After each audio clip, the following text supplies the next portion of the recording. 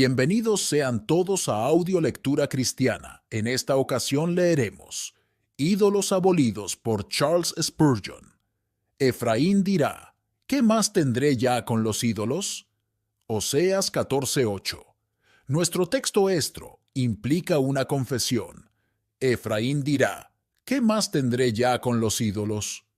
¿Ya con ídolos? Entonces, Efraín, ¿hasta ahora tenías mucho que ver con ídolos? Ay, responde él con lágrimas en los ojos, así ha sido. El hipócrita quiere decir menos de lo que sus palabras expresan. En cambio, el verdaderamente arrepentido quiere decir mucho más de lo que sus palabras sinceras indican. La confesión de este texto es mucho más significativa porque es tácita, algo que brota de los labios con naturalidad. Presten mucha atención, queridos oyentes, porque quizá algunos de ustedes están adorando ídolos. Entremos al templo de sus corazones y veamos si podemos encontrar allí algún dios falso. Entro a un corazón y levantando allí la mirada, veo un ídolo gigantesco recubierto de oro y vestido con túnicas brillantes. Sus ojos son como joyas y su frente como claro marfil cubierto de zafiros. Es un ídolo hermoso para contemplar. No se le acerquen demasiado, no lo analicen tanto, ni siquiera sueñen con hurgar su interior, pues no verán más que farsa y presunción. Encontrarán todo tipo de podredumbre y suciedad, mientras que el exterior del ídolo está adornado muy artísticamente y con la mayor pericia, al punto de que pudieran enamorarse de él al detenerse y contemplarlo. ¿Cómo se llama? Se llama fariseísmo. Recuerdo bien cuando yo mismo adoraba a este ídolo que mis propias manos construyeron, hasta una mañana, cuando encontré su cabeza destrozada, y con el tiempo vi que ya no tenía manos y que el gusano lo estaba devorando, y el Dios que adoraba y en quien confiaba había terminado siendo un montículo de basura y escoria, cuando yo había creído que era un cuerpo de oro puro, con ojos de diamantes. ¡Ay! Existen muchos hombres a quienes les ha sido dada esta revelación. Su ídolo todavía está en perfectas condiciones. Quizá es cierto que en la época de Navidad se desvían un poco y sienten que no se portan como debieran cuando sacan la botella y la pasan de mano en mano. Pero después llaman al orfebre para que le dé al ídolo una capa nueva de oro y le recubra las áreas descascaradas. ¿Acaso no han asistido a la iglesia desde entonces? Pero, ¿acaso no? ¿O han asistido al culto la mañana de Navidad, poniendo así todos sus asuntos en orden? ¿No han elevado oraciones extra y donado un poquito más a obras de caridad? Así es como han limpiado de nuevo a su ídolo de modo que luce muy respetable. Es fácil ponerle parches nuevos, mis hermanos, hasta que entre el arca del Señor, y entonces ni todos los orfebres del mundo puede mantener de pie al ídolo. Una vez que el Evangelio de Jesucristo entra en el corazón del hombre, este ídolo comienza a caer y, al igual que Dagón, quien cayó y quedó decapitado y con las manos cercenadas delante del arca del Señor, el fariseísmo cae haciéndose añicos. No obstante, hay miles por todo el mundo que adoran a este Dios y dicen al orar, Dios, te doy gracias porque no soy como los otros hombres. Y cosas por el estilo, no exactamente con las palabras del fariseo, pero con un estilo semejante. Señor, gracias porque le pago a todos 25 gramos por kilo y porque he criado a mis hijos con respetabilidad. Dios, te doy gracias porque he asistido regularmente a la iglesia o la capilla toda mi vida. Dios, te doy gracias porque no digo malas palabras, ni soy un ebrio, ni nada parecido. Soy mucho mejor que la mayoría de la gente, y si acaso yo no llego al cielo, peor les irá a mis vecinos porque les falta mucho para llegar a ser tan buenos como yo. Esta es la manera como es adorada esta monstruosa deidad. No estoy hablando de lo que hacen en Indostán, sino en la idolatría de lo que está muy de moda en nuestro país. El Dios del fariseísmo es el Señor supremo en millones de corazones. Oh, que el Señor guiara a todo adorador de ese Dios a decir, ¿qué más tendré ya con este ídolo abominable? Otros tienen otros pecados favoritos. No necesito nombrarlos todos. De hecho, no podría hacerlo sin ofender el sentido de moralidad de algunos. si mencionara ciertos vicios sin los cuales tanto hombres como mujeres sienten que no pueden vivir. Preferirían ser salvados en sus pecados que de sus pecados. Adoran a Dios a su manera, dando el primer lugar a esa concupiscencia que tanto aman. Ay, señores, no me importa qué clase de ídolo tengan. Lo cierto es que si hay algo en este mundo que aman más que a Cristo, nunca contemplarán el rostro de Dios con alegría. Si hay algún pecado que quieren ustedes seguir cometiendo, les ruego que cambien de idea y dejen de cometerlo, aunque tengan que cortarse la mano derecha o quitarse el ojo derecho. Es mejor entrar mutilados o tuertos a la vida eterna que ser arrojados al infierno con las dos manos y los dos ojos intactos. Tienen que renunciar a aquellos pecados que tanto aman si quieren disfrutar de Cristo. Veo en el corazón de algunos el amor al placer. Ese Dios está entronizado en muchos corazones. No son vencidos tanto por los pecados que calificamos como más burdos, sino por su liviandad y falta de seriedad. No pueden razonar, no quieren hacerlo. Dicen que se aburren si tienen que estar quietos. Les gusta estar siempre entretenidos, satisfechos, produciendo adrenalina. Pero ser amantes del placer en lugar de amantes de Dios es estar muertos en vida. Algunos han entablado relaciones ilícitas. Forman vínculos prohibidos por la palabra de Dios. Por ejemplo, he sabido de algunos que profesan ser cristianos. Dios sabe si lo son o no, que han descartado el mandato de nuestro Señor de no unirnos en yugo desigual con inconversos y han seguido los dictados de la carne, uniéndose con estos en matrimonio. Es cosa terrible estar casado con alguien del que uno sabe que al paso del tiempo tendrá que separarse para siempre, uno quien no ama a Dios y por lo tanto nunca podrá estar en su compañía en el cielo. Si este ya es el caso de alguno de ustedes, sus oraciones tienen que elevarse al cielo día y noche para que su pareja querida pueda acudir a Cristo como su Señor y Salvador. Por otro lado, el que una persona joven creyente se una deliberadamente a otra que no lo es, significa colocar un ídolo en lugar de Dios. Habrá llanto y lamento antes de que pase mucho tiempo. Cualquier forma de amor que compite con el amor de Cristo es idolatría. Muchísimos adoran a un ídolo llamado alabanza de los hombres. Lo expresan así: oh, sí, tiene usted razón, pero comprenda que no puedo seguir a Cristo. Bueno, ¿por qué no? Porque no sé qué diría mi tío, o a mi esposa no le gustaría. No estoy seguro cómo reaccionaría mi abuelo. El temor a la reacción de los familiares o a la opinión pública mantiene a muchos esclavizados mental y moralmente. El temor a lo que opine la gente domina a muchos otros. Me dan lástima los que no se atreven a hacer lo que creen que es lo correcto. A mí me parece que la más grande de todas las libertades, la libertad por la cual Cristo nos hace libres, es la libertad de hacer y enfrentar lo que sea que la conciencia manda en su nombre. Pero muchos tienen que pedirles a otros que les permitan respirar, que les den permiso para pensar y de creer, sea lo que sea, por temor al qué dirán. La pequeña sociedad en que viven significa todo para ellos. ¿Qué va a pensar fulano o mengano? El obrero no se atreve a ir al lugar de adoración porque sus compañeros de trabajo le harían burla diciendo: «Oye, ¿acaso no eres tú uno de esos evangélicos?».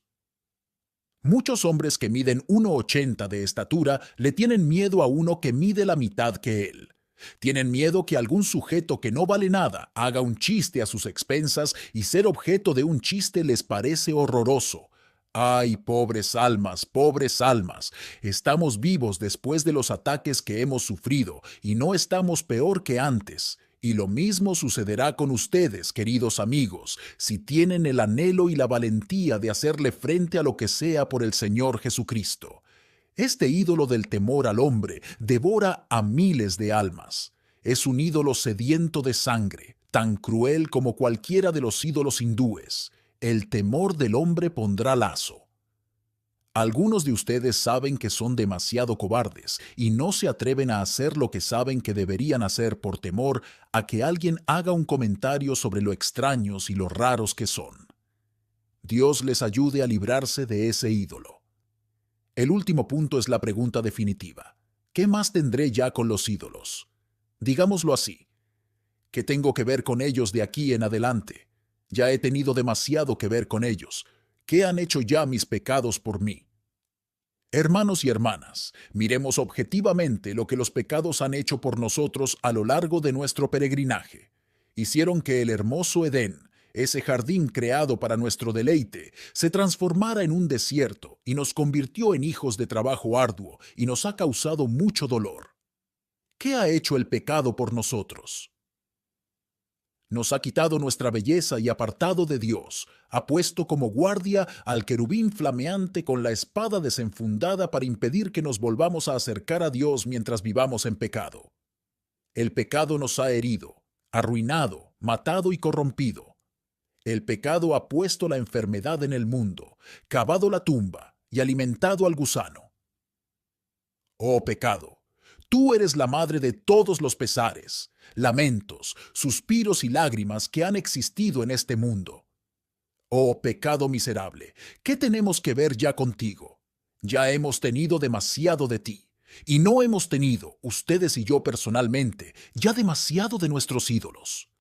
Afirmo decididamente que yo ya he tenido demasiado que ver con mi fariseísmo porque, oh, cuánto aborrezco pensar que alguna vez he sido tan necio como para pensar que había algo bueno en mí, que alguna vez soñara en volver a Dios con mi propia justicia. Oh, no quiero ni pensarlo. No permita Dios que, ni siquiera por un momento, esté yo más que avergonzado de haberme jactado por lo que podía hacer, sentir o ser. ¿No se sienten ustedes humillados cuando recuerdan tal orgullo y engreimiento? ¿Qué tienen ya que ver con el ídolo de la justificación del yo? Nada. Ya nunca podemos inclinarnos ante esto. En cuanto a otros ídolos, no han tenido ya bastante que ver con ellos. El convertido que antes fue un ebrio dirá: ya he tenido bastante que ver con la copa de intoxicación. ¿Para quién el dolor? ¿Para quién lo amoratado de los ojos? Para los que se detienen mucho en el vino. El bebedor ya ha tenido suficiente de eso, lo ha pagado caro, y ahora ya no quiere volver a tener nada que ver con aquellos desenfrenos y excesos. El hombre que ha caído en el vicio a menudo tendrá que admitir: me ha perjudicado corporal, mental y materialmente. ¿Qué más puedo querer tener que ver con eso?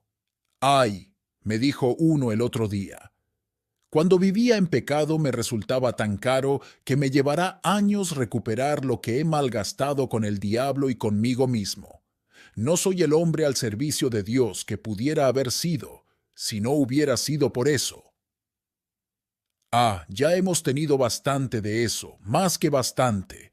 No existe copa de pecado, por más dulce que nos pareciera antes de que fuéramos regenerados, que provoque otro sentimiento que el de ya no querer nada de eso, aun con sus burbujas brillando en la copa.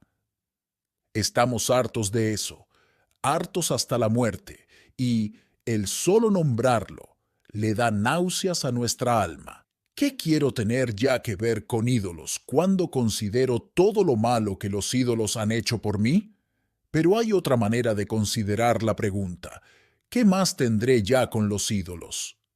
Pueden aguantar contemplar ese extraño cuadro: tres patíbulos en la colina de un monte, y en el del centro un hombre maravilloso sufriendo una agonía horrorosa clavado a la cruz. Si lo observan, verán que hay una mezcla de majestuosidad en su sufrimiento, que revela al instante que es su Señor. Sí, es el esposo de sus almas, el más amado de sus corazones. ¿Quién lo clavó allí? ¿Quién lo clavó allí, repito? ¿Dónde está el martillo? ¿De dónde aparecieron los clavos? ¿Quién lo clavó a la cruz? Y la respuesta es: nuestros ídolos fueron los que lo clavaron. Nuestros pecados atravesaron su corazón. Ay, entonces, ¿qué quiero ya con ellos? Si yo tuviera un cuchillo favorito y un asesino lo usara para matar a mi esposa, ¿les parece que volvería a usar ese cuchillo en mi mesa o que lo llevaría siempre conmigo? Fuera con esa cosa maldita. Cuánto odiaría el solo verlo, y el pecado ha asesinado a Cristo.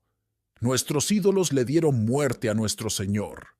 Permanezcan al pie de la cruz y contemplen su cuerpo moribundo, torturado, sangrando de sus 5 grandes heridas, y dirá cada uno de ustedes, ¿qué más tendré yo con estos ídolos?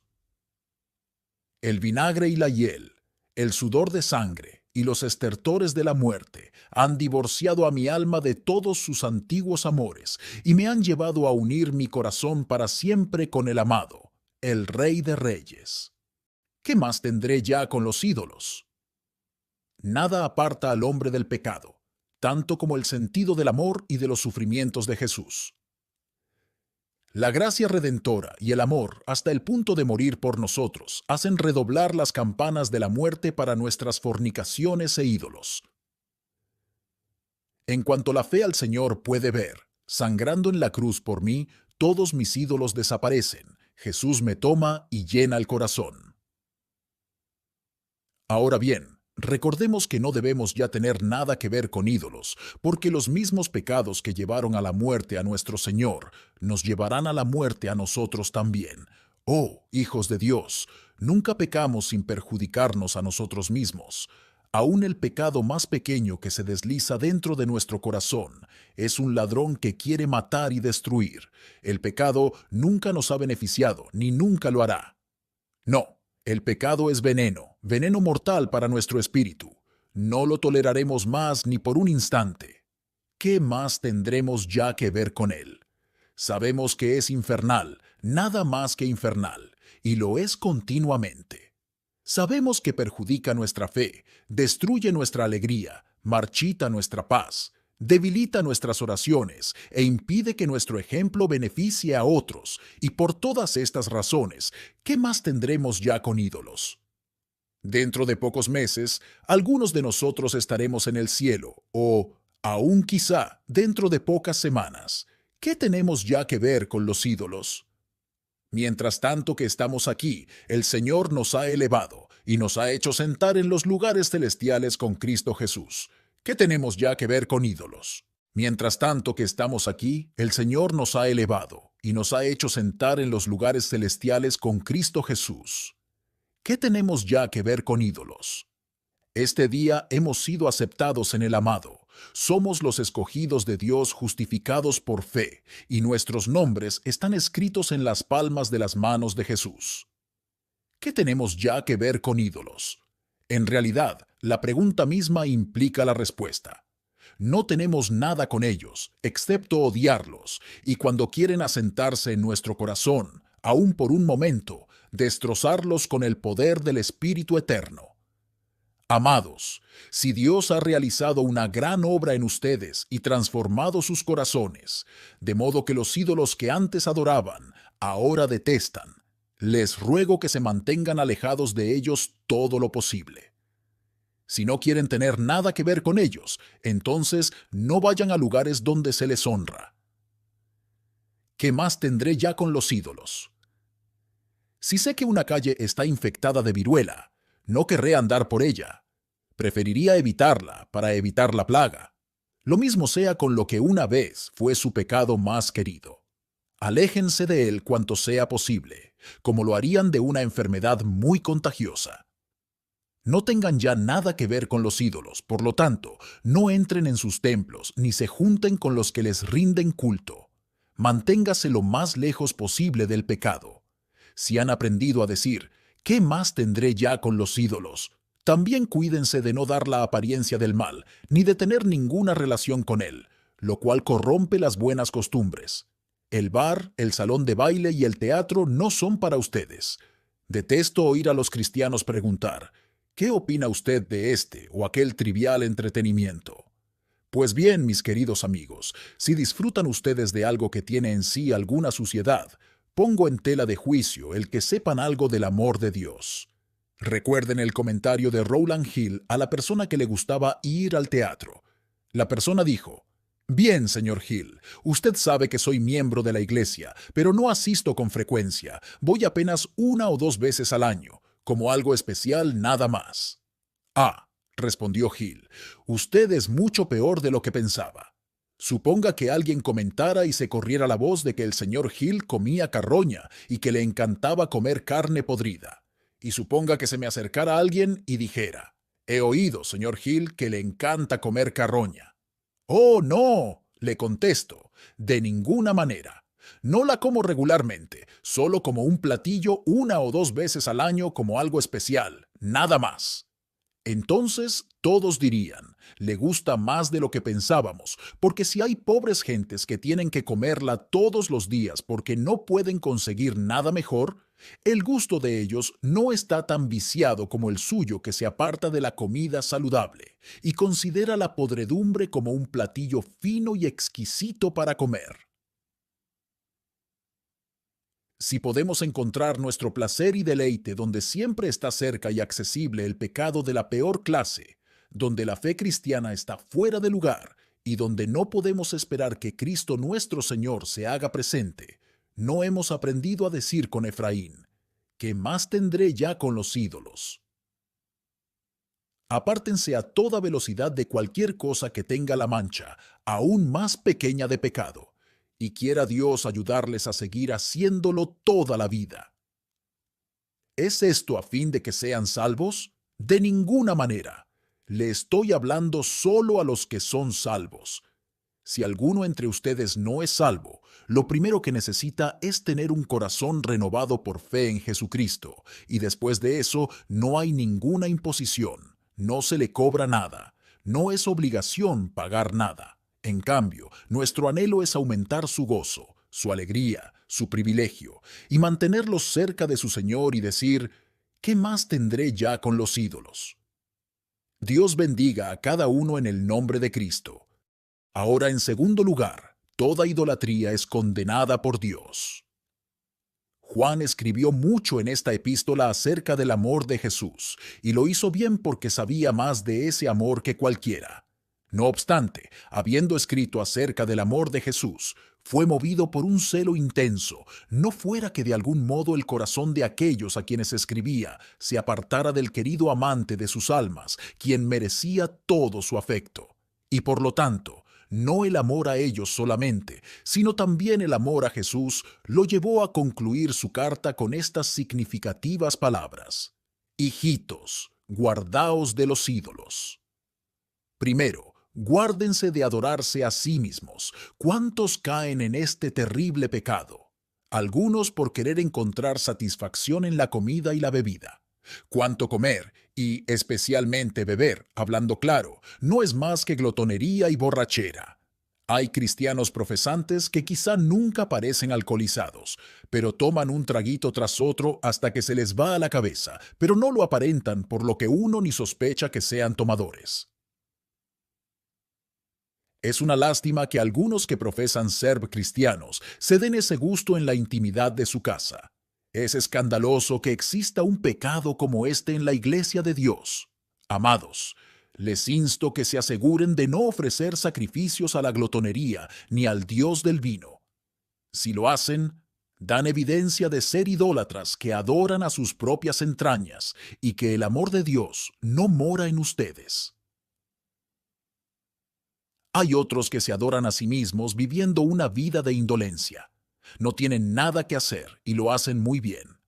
Se toman sus descansos y esto es lo principal en que se interesan.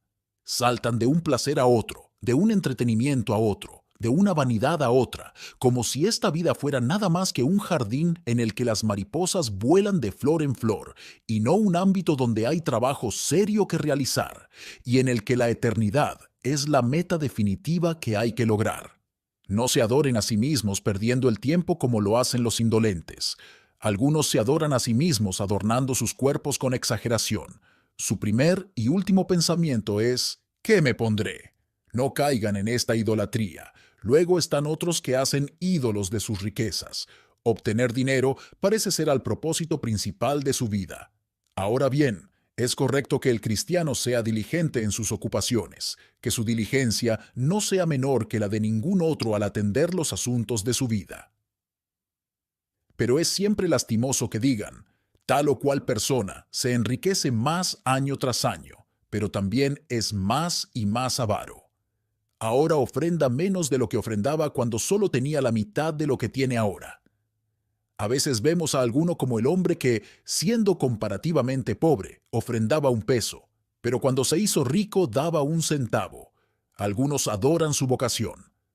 Dan toda su alma a su arte o su llamado particular, sea cual fuere. En cierto sentido, esto es lo correcto, pero nunca debemos olvidar que el primer y gran mandamiento es: amarás al Señor tu Dios con todo tu corazón, y con toda tu alma, y con toda tu mente. Esto es lo que tiene que ocupar siempre el primer lugar. Hay algunos que hacen ídolos de sus familiares y amigos más queridos. Permítanme tocar aquí un punto muy sensible. Algunos han hecho esto con sus hijos. Recuerdo haber leído la historia de un buen hombre que parecía no poder perdonar a Dios por haberle quitado a su hijo. Sentado durante una reunión cuáquera, con su cabeza inclinada y triste, llegó su momento de liberación cuando una hermana se puso de pie y dijo: «En verdad percibo que los hijos son ídolos». Dicho esto, volvió a tomar asiento. A menudo necesitamos este tipo de mensaje, aunque es lamentable que así sea. No hagan ídolos de sus hijos ni de su cónyuge, porque al colocarles en el lugar de Cristo, lo provocan a que se los quiten. Ámenlos todo lo que quieran. Yo quisiera que algunos amaran a sus hijos y a sus cónyuges más de lo que lo hacen, pero ámenlos de tal manera que Cristo tenga el primer lugar en su corazón. El catálogo de ídolos que tendemos a adorar es muy largo. Me llevaría mucho tiempo hacer una lista de las diversas formas que puede tomar la idolatría en el corazón del ser humano. Pero permítanme resumirlo en una sola frase. Recordemos que Dios tiene derecho a todo nuestro ser. No hay nada, ni puede haber nada que debiera ser más supremo en nuestros afectos que nuestro Señor. Y si adoramos algo o algún ideal, sea lo que sea, más de lo que amamos a nuestro Dios, somos idólatras y estamos desobedeciendo el mandato del texto. Hijitos, guardaos de los ídolos. Para concluir mis observaciones sobre este punto, quiero decirles, amados, que se cuiden del ídolo del momento en lo que respecta a su fe. Algunos hemos vivido bastante tiempo como para ver cuántas veces cambian los ídolos. En este momento, en algunas iglesias que profesan ser cristianas, el ídolo es el intelectualismo, la cultura, el pensamiento moderno. Sea cual fuere el nombre que llevan, esos ídolos no tienen derecho de estar en una iglesia cristiana porque son creencias que tienen muy poca o ninguna relación con Cristo. Ahora bien, tengo cierto respeto por incrédulos totalmente sinceros, como Voltaire o Thomas Paine, pero no lo tengo en absoluto por el que va a la universidad con el fin de prepararse para el ministerio cristiano y luego afirma tener la libertad para dudar de la deidad de Cristo, la necesidad de la conversión, el castigo de los impíos y otras verdades que son esenciales para una proclamación íntegra del Evangelio de Cristo. Alguien así tiene opiniones extrañas sobre la sinceridad, y las tiene también el pastor que toma el púlpito y les predica a sus oyentes doctrina que él no cree y que, sin embargo, para ellos son lo más preciado de su vida. No obstante, en el momento que se le reclama que rinda cuentas por su incredulidad, clama: «¡Persecución, persecución, fanatismo, fanatismo!». Si me encontrara con un ladrón en la puerta de mi cuarto y lo apresara hasta que llegara la policía, el ladrón me podría juzgar fanático porque no lo dejé robar mis pertenencias y porque interferí con su libertad. Entonces, de la misma manera, soy llamado fanático porque no permito que alguien venga y robe de mi propio púlpito las verdades que me son más preciadas que la vida misma. De hecho, estoy dispuesto a darle a ese hombre la libertad de ir y anunciar sus puntos de vista en alguna otra parte a su propia costa. Pero no lo hará a costa mía, ni en medio de una congregación que yo reuní para guiarlos en la adoración a Dios y la proclamación de la verdad como las Escrituras la revelan. Manténganse apartados de este ídolo del momento, porque es precursor de muerte para cualquier iglesia que le permite la entrada. Créanme, mis hermanos, que la iglesia de Cristo aprenderá, aunque no lo aprenda el mundo, que la cultura más elevada radica en el corazón cultivado por la gracia divina, que la ciencia más auténtica es Jesucristo y Él crucificado, que el pensamiento más excelso y la más profunda de todas las metafísicas se encuentran al pie de la cruz y que los hombres que continúan predicando sencillamente y de todo corazón las sendas antiguas son los que ciertamente obtendrán la victoria. Cuando los que navegan en una frágil embarcación que ellos o sus compañeros pecadores han construido, sin timón y sin piloto al mando, irán a la deriva y se estrellarán contra las rocas. En cambio, los que confían en el Señor y lo tienen como su piloto, navegarán lejos de las rocas contra las que otros han encallado y naufragado, y serán llevados al buen puerto de paz donde descansarán eternamente. Amén. Muchas gracias por escuchar Audio Lectura Cristiana. El Señor les bendiga, amados hermanos. Hasta la próxima.